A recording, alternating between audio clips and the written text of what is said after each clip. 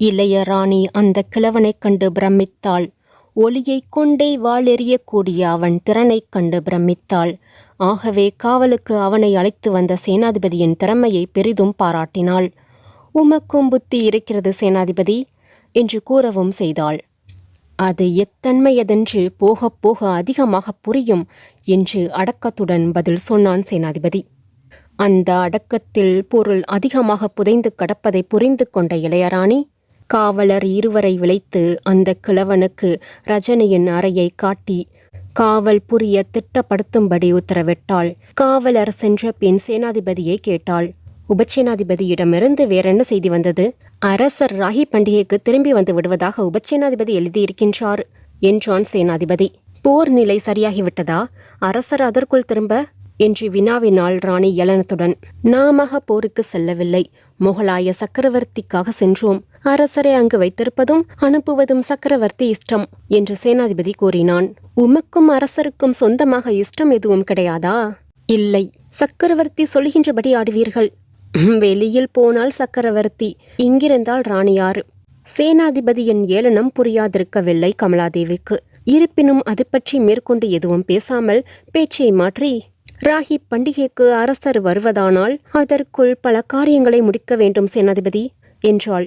சேனாதிபதி மீண்டும் விஷமத்தை காட்டத் தொடங்கி, அரசரால் தங்களுக்கு எப்பொழுதும் எந்த தங்கு தடையும் இல்லையே தேவி என்றான்.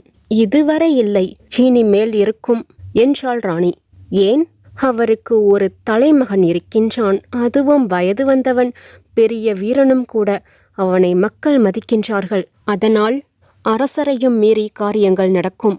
அரசர் அதற்கு குறுக்கே நிற்க முடியாது. அமரன் பேச்சுத்தான் மக்களிடையே எடுபடும். அதற்கு என்ன செய்ய வேண்டும் ராணி என்று வினவிய சேனாதிபதியின் சொற்களில் சற்று ஆதரியம் துளிர்த்தது. ராணி ஏதோ விபரீத திட்டத்துக்கு அடிக்கோளுகின்றாள் என்று நினைப்பினாள். அரசர் வருவதற்குள் ரஜினிக்கும் ஜஸ்வந்த சிம்மனுக்கும் மணமுடிக்க வேண்டும் என்ற ராணி சிறிது நிறுத்தினாள். அவ்வளவுதானா என்று கேட்டான் சேனாதிபதி. இல்லை சேனாதிபதி, அமரனும் அழிக்கப்பட வேண்டும். அவன் இருக்கும் வரை என் மகனுக்கும் அம்பர் மகளும் கிடைக்க மாட்டாள், அரசும் கிடைக்காது என்றாள் இளையராணி. சேனாதிபதி அவளை பயத்துடன் பார்த்தான். பெரிய ஆபத்தான திட்டம் தேவி என்று மென்று விளங்கினான். ஆம் சேனாதிபதி, ஆபத்தான திட்டம்தான். ஆபத்தில்லாமல் வெற்றி இல்லை என்று கூறினாள் ராணி. அத்துடன் வேறொன்றும் சொன்னாள். நாளை இங்கு வாரும், நானும் ரஜினியும் இருக்கையில் அமரன் பிடிப்பட்டதாக கூறும் என்று தெரிவித்தாள் ராணி. அதனால் என்ன பயன் என்று கேட்டான் சேனாதிபதி. அமரனை கொல்வதாக பயமுறுத்துவோம். பயமுறுத்தினால் அவனை காக்க எதுவும் செய்வாள் ரஜினி என்று நினைக்கிறேன். ஒப்புக்கொள்வதற்கு அறிகுறியாக தலையை அசைத்தான் சேனாதிபதி. மேலும் சொன்னாள் ராணி, அப்படி அவள் என் மகனை திருமணம் செய்து கொண்டாள், அம்பர அரசன் நமது பக்க பலமாக சாய்வான். மேவாரின் பலத்தை பிறகு நாம் ஒரு கை பார்க்கலாம். அது மட்டுமல்ல சேனாதிபதி, அமரன் விஷயத்தை சொல்லி அரசை மிரட்டி ஜஸ்வந்த சிம்மனுக்கு இளவரசு பட்டமும் சூட்டலாம். இளையராணியின் திட்டத்தை கேட்டு பிரமிக்கவில்லை சேனாதிபதி. அரசை கைப்பற்ற அவள் வகுத்துள்ள சதி திட்டம் அவளுக்குள்ள மனப்பாங்குக்கு சரியானது என்றே தீர்மானித்து கொண்டான். இருப்பினும் இவள் மக்களை பற்றி கவலைப்படவில்லையே. சிசோதய வீரர்கள் இருக்கும் நினைப்பே இவளுக்கில்லையே. வீரர்களை மீறி மக்களை மீறி மன்னனும் எதுவும் செய்ய முடியாதே என்று தனக்குள் சொல்லிக் கொண்டாலும் அதை வெளியிட்டு பேசாமல் விடைபெற்று கொண்டான் ராணியிடமிருந்து. அவன் சென்ற பிறகு ராணி தனது மகனை அழைத்தாள். ஜஸ்வந்த சிம்மா, ரஜினியின் அறைக்குப் போய் அவளை சமாதானப்படுத்து என்றாள். ஜஸ்வந்த சிம்மனின் கண்களில் பயம் துளிர்த்தது. எப்படி சமாதானப்படுத்த வேண்டும் என்று வினாவினான். அதையும் நான் தான் சொல்லிக் கொடுக்க வேண்டுமா? எனக்கு வேறு யாரம்மா சொல்லிக் கொடுப்பார்கள் என்று குலைந்தான் ஜஸ்வந்த சிம்மன்.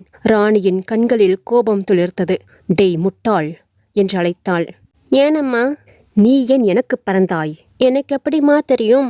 உண்மை, என் விதி எப்படி என்று உனக்கு அப்படி தெரியும் என்று சலித்து கொண்டே ராணி, சரி சரி, நீ போய் ரஜினி என்ன செய்கிறாள் என்று பார்த்து வா.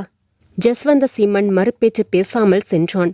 மாளிகை படியில் ரஜினி இருந்த அறையை நோக்கி, அறைக்கு 10 அடி தூரத்தில் இருக்கும்போது யாரது என்று குளறலான பயங்கர குரல் கேட்டது. ஜஸ்வந்த சிம்மனுக்கு அந்த குரலை கேட்டே குலை நடுக்கம் எடுத்தது.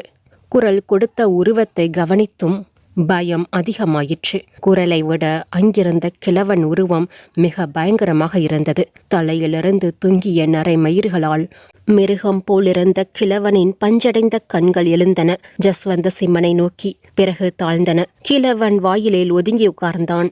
தன்னை கண்டு கிழவன் பயந்து விட்டதாக நினைத்து ஜஸ்வந்த சிம்மன் மெல்ல அணுகினான் அறையை.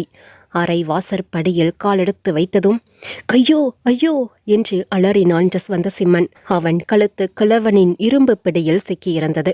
அவன் சத்தத்தை கேட்ட காவலர் ஓடி வந்தனர். மெல்ல கிழவன் பிடியிலிருந்து அவனை விடுவித்தனர். டேய் கிழவா, இவர் ஜஸ்வந்த சிம்மர் என்று கூறினான் ஒரு காவலன்.